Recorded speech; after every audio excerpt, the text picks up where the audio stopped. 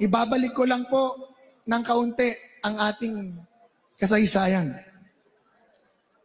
Noong 2013, noong akin pong pangunahan, ang pagsasampa ng kaso at pagkikwestiyon ng legalidad ng pork barrel system, PDAF at DAP, kasama ko na po ang Iglesia ni Cristo. Si Ka-Erds, sa liderato ng Ka-Eduardo, ang nangunguna doon sa Shaw Boulevard at tumatayo at nananawagan, itigil nyo ang korupsyon. Ngayon po, 12 years after sabihin ng Korte Suprema na bawal, illegal, unconstitutional ang pork barrel system, ginagawa na naman nila. Nung ibigay ng Korte Suprema ang desisyon, akala po natin tapos na. Hindi na gagawin ng ating mga mambabatas ang pagnanakaw at paggamit ng pork barrel para pagnakawan. Ang hindi natin alam, unti-unti at tahimik, binalik pala nila ang sistema. Pinalaki pa ng mas malaking monster. At ngayon nakilala natin, flood control scandal. Noong una po, ang PDAF, 70 million kada congressman, 250 million kada senador. Si Janet Napoles, naaalala po ninyo? 10 billion pesos po ang ninakaw noon at pinag-distribute sa mga congressman at senador na kliyente niya. Galit na galit ang Pilipino. Pero ngayon, mahihiya si Napoles sa 10 billion niya dahil 100 billion daw pala ang diniliver at in-insert ni Zaldico sa pondo para sa presidente at kay speaker.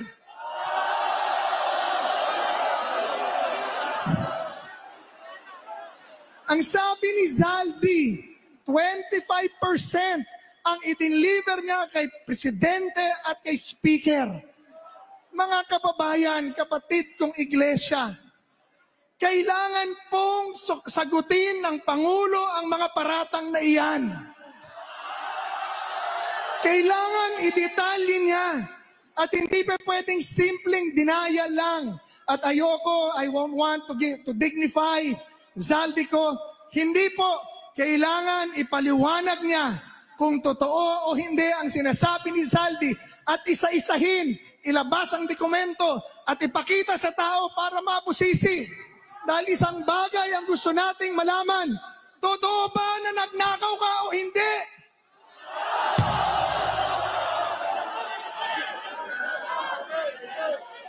Mga kababayan ko Pilipino, naghihirap ang Pilipinas.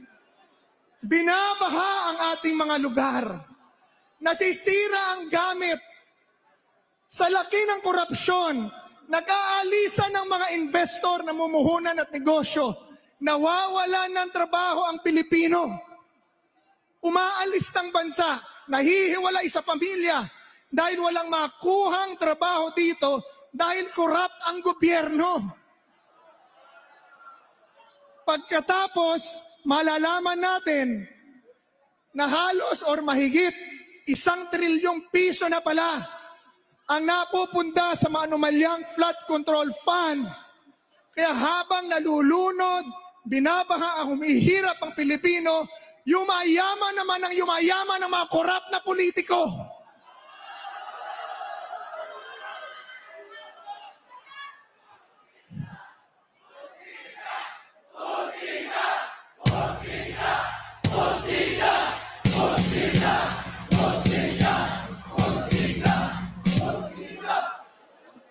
At imbis na gawin kung ano ang tama, ano ang nasa batas, pinagtatakpan pa ang kanilang mga ginawa at pinaghuhuli, tinatakot at kinakasuhan ang mga nagpoprotesta sa korupsyon imbis na ipakulong ang mga nagnakaw sa pamahalaan.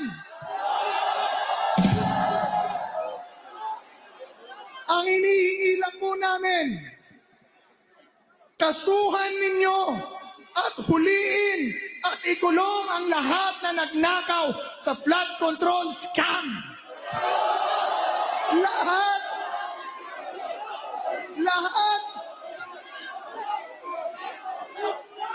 Simple lang po, Ginoong Pangulo.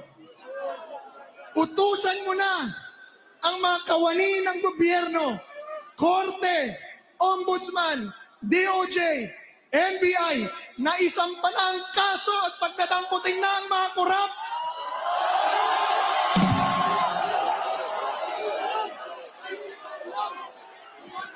Ang problema, noong maglabas ng chismis list ang isang pribadong individual, alam niyo po yung chismis list? Yun po yung destabilization o destabilizers list. There's no such thing. Walang nagdi-destabilize. Ang meron, mga nagpo-protesta sa korupsyon. Nung ilabas ng isang pribadong tao ang destabilizers list, kaagad na pinaimbestigahan o pinaiimbestigahan ng palasyo, sa AFP ang listahan. Subalit yung listahan na inilabas ng mga congressman nila Diskaya ng mga korap at tumanggap sa kanila, hanggang ngayon wala pang nililista at wala pang pinahuhuli. Bakit ganon? Dahil meron kayong pinagtatakpan at meron kayong pinoprotektahan. Yan ang ayaw namin. Dahil ang pinagnanakawan, taong bayan.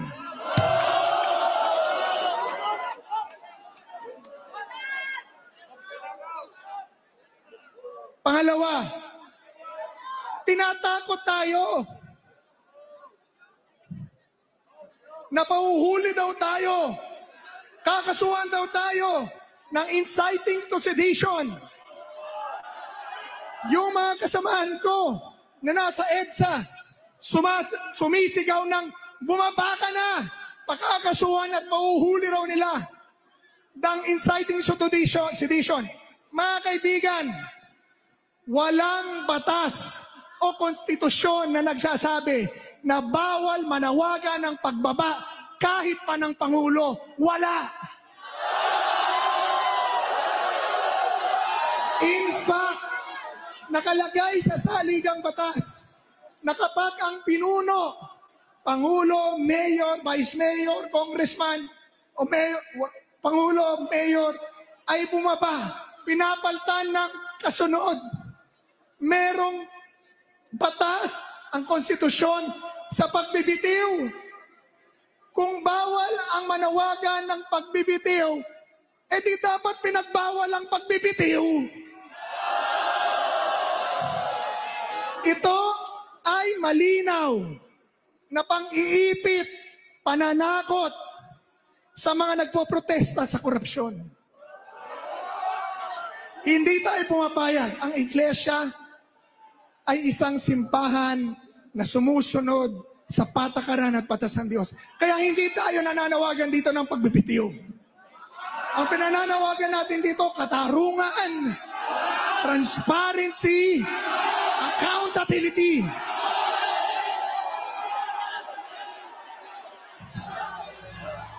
Pero,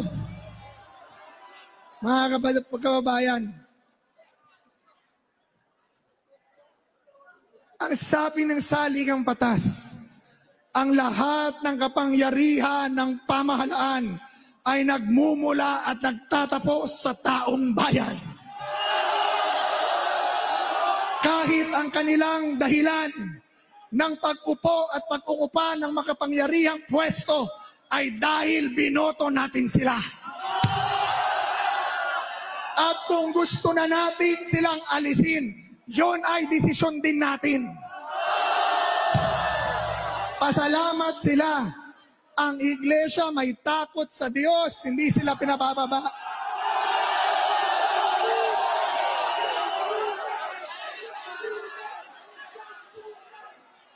Kaya mga kapwa ko Pilipino, sumama na kayo sa panawagang ito. Sumama na kayo sa panawagang ito.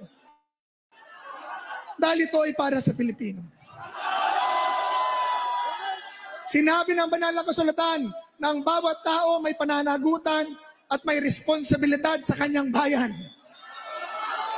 Nakita natin sa kasaysayan na tuwing ang mga pinuno ay nagtataksil sa kanyang mga pinaglilingkuran, tumatayo ang mga tao at binibigyan sila ng kanilang katapusan.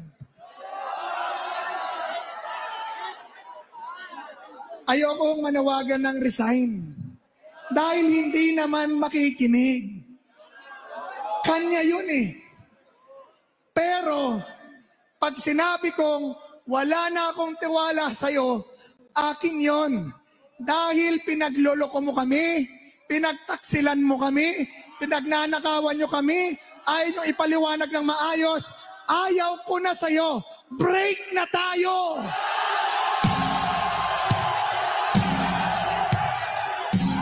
Break na tayo!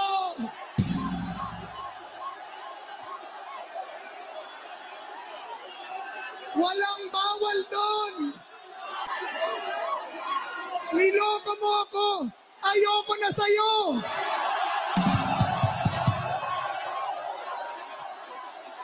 Sabi mo, paularin mo ang buhay ko!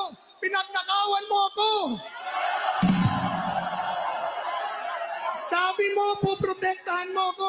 Ngayon, tinatakot mo ako. Break na tayo.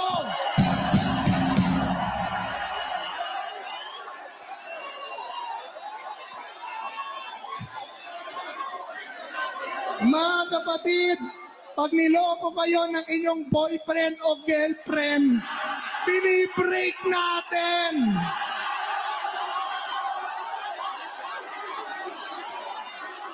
Kasuhan niyo ako dahil break na tayo. Ikulong niyo ako dahil break na tayo.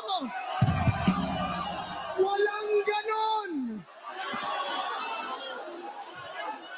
Pati ang pagtitipon natin at pagsasalita ng ating damdamin, kalayaan at kapangyarihan natin yan bilang Pilipino.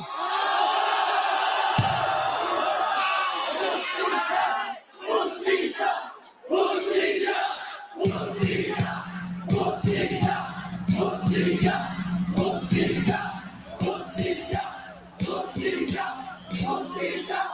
At dahil wala na akong tiwala sa'yo, dahil niloko mo kami, dahil break na tayo, wala ka na ring mandato sa amin. Wala ka ng karapatan sa amin. At kung hindi makapal ang inyong muka, bababa na kayo. Pero hindi yan ang panawagan natin dito. Panawagan natin, hustisya! Accountability! Transparency! Sundin ang batas!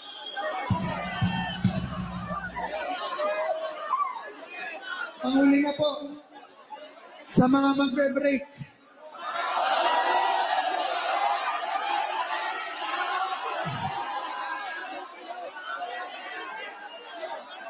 mga kapatid, naririto tayo dahil mahal natin ang ating bayan. Naririto tayo, hindi dahil tayo natatakot, pero tayo naninindigan para sa katuwiran. Naririto tayo dahil ito ang ating mandato sa ating bayan na siya'y ipagtanggol pag inaapi at inaalipusta at pinagnanakawan ng mga pinuno. Naririto tayo dahil meron tayong utos mula sa Diyos na ipaglaban at ipagtanggol ang katawiran at ang ating bayan. Hindi po ito revolusyon. Ito po ay tawag para sa reforma, pagbabago at pagtubos sa bayan na sinira nila.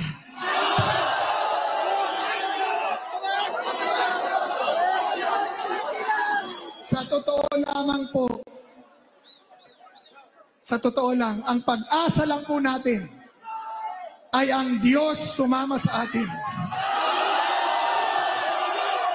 Wala tayong laban sa kanila. Sila ang nasa kapangyarihan. Sila ang may hawak ng gobyerno. Sila ang namumuno. Tayo ordinaryong tao. Pero pag tayo ay nanalangin ng sama-sama, kikilos at gagalaw ang Diyos para sa atin.